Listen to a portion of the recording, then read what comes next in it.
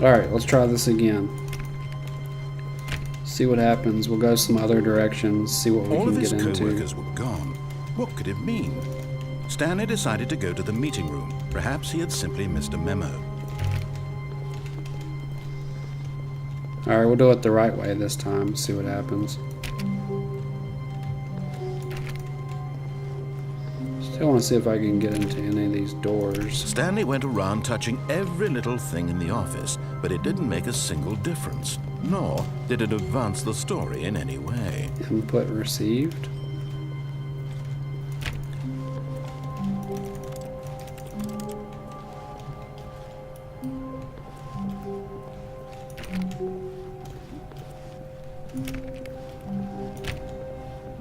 When Stanley came to a set of 2 open doors, he entered the door on his left. Alright, we'll do it.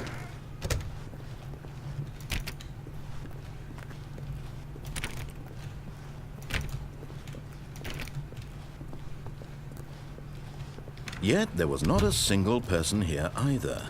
Tips for Feeling a not wave getting of fired. disbelief, Stanley decided to go up to his boss's office, hoping he might find an answer there. That's fucking epic, dude. How to solve a dispute with a coworker. Let it wall you up inside. What do people want? Things, money, more money, things. With more money, with money to buy more things. Graphs. They definitely want money. Profits.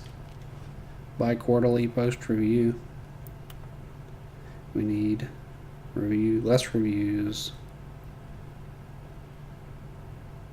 Work harder. Hard worker. That's epic, dude.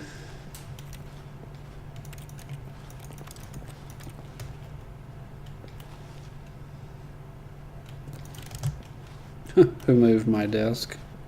Please, no more characters. Stop, stop, stop. I don't want to go in the broom closet. Stanley stepped into the broom closet, but there was nothing here, so he turned around and got back on track. Gotta be something, bro.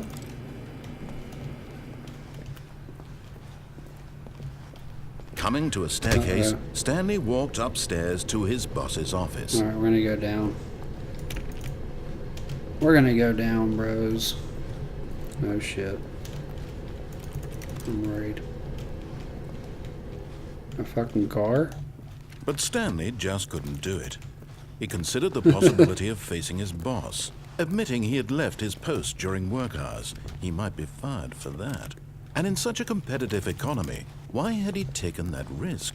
All because he believed everyone had vanished? His boss would think he was crazy. Nut. And then something occurred to Stanley. Maybe, he thought to himself, maybe I am crazy. All of my co-workers blinking mysteriously out of existence in a single moment for no reason at all? None of it made any logical sense. And as Stanley pondered this, he began to make other strange observations. For example, why couldn't he see his feet when he looked down?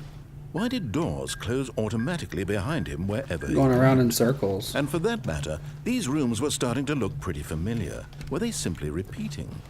No, Stanley said to himself, this is all too strange. This can't be real. And at last, he came to the conclusion that had been on the tip of his tongue. He just hadn't found the words for it. I'm dreaming, he yelled. This is all a dream. Oh, 1, 2, what a B4. relief Stanley felt to have finally found an answer, an explanation. His co-workers weren't actually gone. He wasn't going to lose his job. He wasn't crazy after all. And he thought to himself, I suppose I'll wake up soon.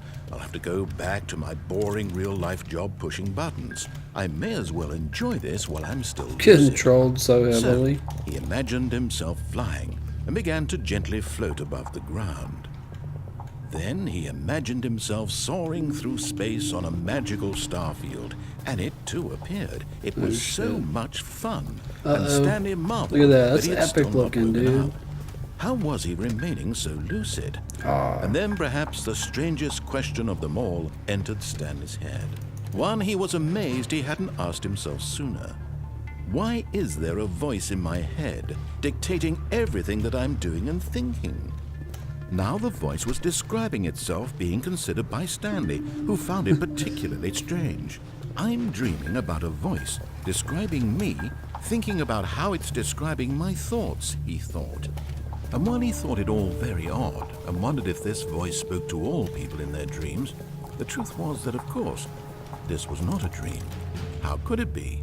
Was Stanley simply deceiving himself, believing that if he's asleep, he doesn't have to take responsibility for himself? Stanley is as awake right now as he's ever been in his life. 1112. Now, hearing the voice speak these words was quite a shock to Stanley.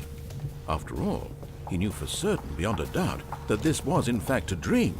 Did the voice not see him float and make the magical stars just a moment ago? How else would the voice explain all that? This voice was a part of himself too. Surely, if he could just...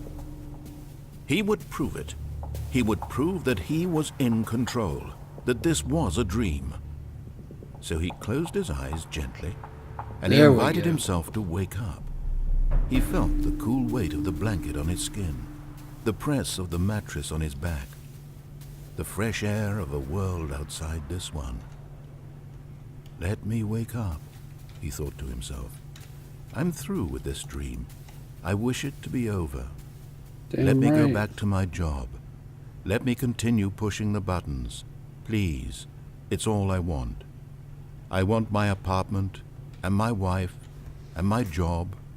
All I want is my life exactly the way it's always been. My life is normal. I am normal. Everything will be fine. I am okay. There. Back to reality. Stanley began screaming. Please, someone, wake me up. My name is Stanley. Help me. I have a boss. I have an office. I am real. Please, just someone tell me I am real. I must be real. I must be. Can anyone hear my voice? Who am I? Who am I? And everything went black.